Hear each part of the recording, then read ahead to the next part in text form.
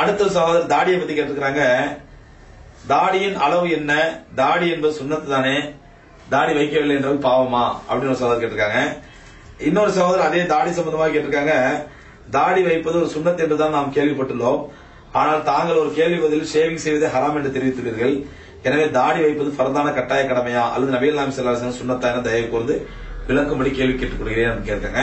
நல்லா புரிஞ்சுங்க, தாடி வைப்பது சுன்னத்து, சிரைப்பது ஹராம். தாடி வைக்கிற சுன்னத்து சுன்னத்து. தாடி ஒருத்தர் வைக்கல, தாடி வரல, ஒருத்தர் தாடி வளரவே இல்லை, அவர் மேல தப்பு இல்லை. இருக்கிற தாடியை சுன்னத்தை வளர விட மாட்டேன் என்று ஒரு ஷேவ் பண்ணுவார், அது ஹராமா போயிடும். அங்க என்ன, சுன்னத்தை விட்டவராக மாட்டார், சுன்னத்தை தடுத்தவராக ஆவார். சுன்னத்தை விடுவது குற்றம், சுன்னத்தை தடுப்பது ஹராம், பெரும்பாவம். பெரும்பாவம். ஒருத்தர் தாடி வளரவே இல்லை, தாடி வரவே இல்லை, அப்ப பரவாயில்ல, அவங்களுக்கு குற்றம் இல்லை. வரக்கூடிய தாடியை வளர விடாமல் தடுப்பது, அந்த சுன்னத்தை ஷேவ் பண்ணுவது, இது ஹராம். ரெண்டாவது ஹராமுக்கு இன்னொரு முக்கியமான காரணம் என்ன அப்படின்னு சொன்னா, ஷேவ் பண்ணுவது என்பது யூதர்களுடைய கலாச்சாரம் தான். யூதர்களுடைய கலாச்சாரத்தை பின்பற்ற, அதாவது ரசூலுல்லாஹி ஸல்லல்லாஹு அலைஹி வஸல்லம் சுன்னத்துக்கு முரணாக, பெருமானார் ஸல்லல்லாஹு அலைஹி வஸல்லம் வழிமுறைக்கு முரணாக யூதர்களுடைய கலாச்சாரத்தை பின்பற்றுவது, இது ஹராம். அதனாலதான் தாடி வைப்பது சுன்னத்து, சிரைப்பது ஹராம். தாடி வச்சுதான் ஆகணும். சரி, தாடியுடைய அளவு என்ன, எவ்வளவு வைக்கணும்? பிரெஞ்சு தாடி வைக்கலாமா, சேமியா தாடி வைக்கலாமா, கசகசா தாடி வைக்கலாமா? தாடியில பல வகை உண்டு. சேமியா தாடி, கசகசா தாடி.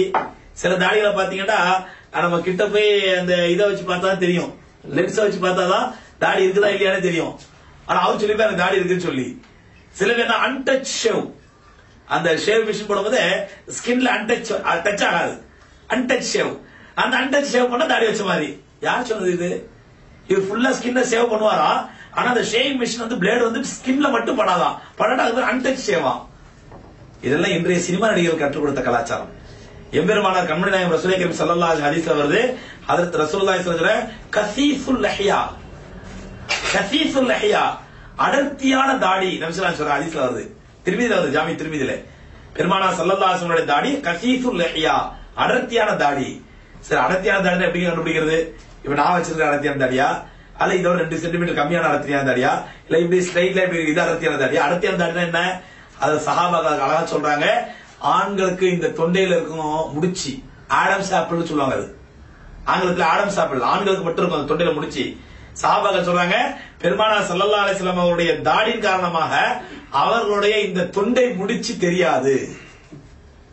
அவர் தொண்டை முடிச்சை மறைக்கும் அளவுக்கு ரசூலுல்லாஹி தாடி வச்சிருக்காங்க. அதாவது உமர் ரலியல்லாஹு அன்ஹு ஹதீஸ்ல தெரியுது, உமர் ரலியல்லாஹு அன்ஹு ஹஜ்ஜுக்கு சென்ற போது மொட்டை அடித்து விட்டு தங்களுடைய தாடியை ஒரு பிடியை இப்படி பிடித்துக் கொண்டு மீதியை கத்தரிக்கும்படி நாவிதத்தில் சொல்கிறார்கள். ஒரு பிடியை பிடிச்சுக்கிட்டு மீதியை கட் பண்ண நாவிதத்தில் சொல்றாங்க. அபூதாவுதுல ஹதீஸ் வருது, உமர் ரலியல்லாஹு அன்ஹு ஹதீஸ்.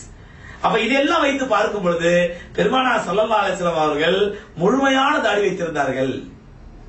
யஃபாவுல் லஹ்யா ஹதீஸ்கள்ல வருது, யஃபாவுல் லஹ்யா, தாடியை பாதுகாத்து வளர்க்க வேண்டும், அழகுபடுத்தி வளர்க்க வேண்டும்.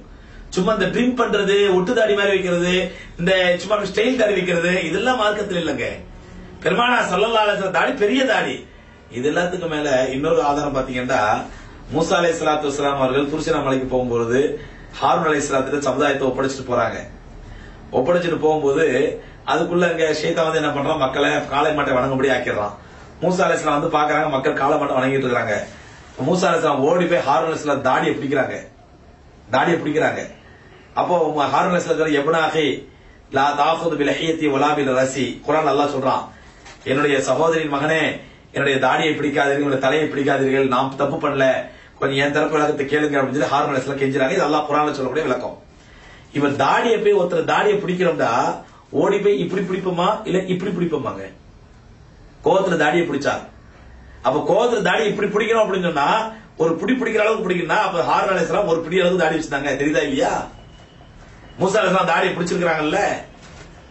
நம்மள மாதிரி இந்த ஸ்டைல் தாடி வச்சிருந்தா, ட்ரிப் தாடி வச்சிருந்தா ரசூலுல்லாஹி மூசா அலைஹிஸ்ஸலாம் இப்படிதான் பிடிச்சிருக்கணும் தாடியை. இது நபிமாருடைய சுன்னத்தும் கூட. அதனால பெருமானார் ஸல்லல்லாஹு அலைஹி தாடி என்பது என்னுடைய சுன்னத்து மட்டுமல்ல, நபிமாருடைய சுன்னத். தபையாங்கிற நபி ஸல்லல்லாஹு அலைஹி வஸல்லம் சுன்னத்து தபையா, இயற்கையான சுன்னத்துகள் இதெல்லாம்.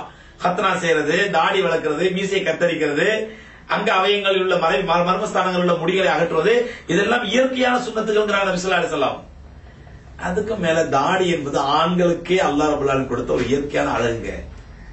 ஒவ்வொரு உயிரினங்களையும் எப்படி அல்லாஹ் ரப்பல் ஆலமீன் ஆண் படைப்புக்கு ஒரு அழகு கொடுத்திருக்கானோ, சிங்கத்தை எடுத்தீங்கன்னா ஆண் சிங்கத்துக்கு மட்டும் தான் பிடரி மேல் இருக்கும், மயில் எடுத்தீங்கன்னா ஆண் மயிலுக்கு மட்டும் தான் அழகான தோகை இருக்கும், சேவல் எடுத்தீங்கன்னா கோழிய பெட்ட கோழியை விட சேவலுக்கு தான் அழகான தள்ள கொண்டு இருக்கும், அப்படி பின்னாடி அதனுடைய வால் அழகா வளைஞ்சிருக்கும். மாட்டு எடுத்தீங்கன்னா காளை மாட்டுக்கு தான் திமிழ் இருக்கும், அப்படி கம்பீரமா இருக்கும், பசு மாட்டு திமிழ் இருக்காது. இப்படி எந்த படைப்பையுமே எடுத்துக்கிட்டா ரப்பல் ஆலமீன் ஆண் இனத்துக்கு ஒரு கம்பீரத்தை கொடுத்திருக்கும் போது, அதே மாதிரி மனித இனத்துடைய ஆண் இனத்துக்கு அல்லாஹ் கொடுத்த கம்பீரம் தான் இந்த தாடி என்ற அழகு. ஆகவே தாடியை அழகாக பெருசா வைங்க. சும்மா இந்த ட்ரிம் செய்யறது, அழகுபடுத்துறது, சும்மா கண்ணுக்கு லென்ஸ் வச்சு பாக்குற மாதிரி கண்டுபிடிக்கிறது, இந்த மாதிரி தாடி எல்லாம் சுன்னத்தான தாடி அல்ல.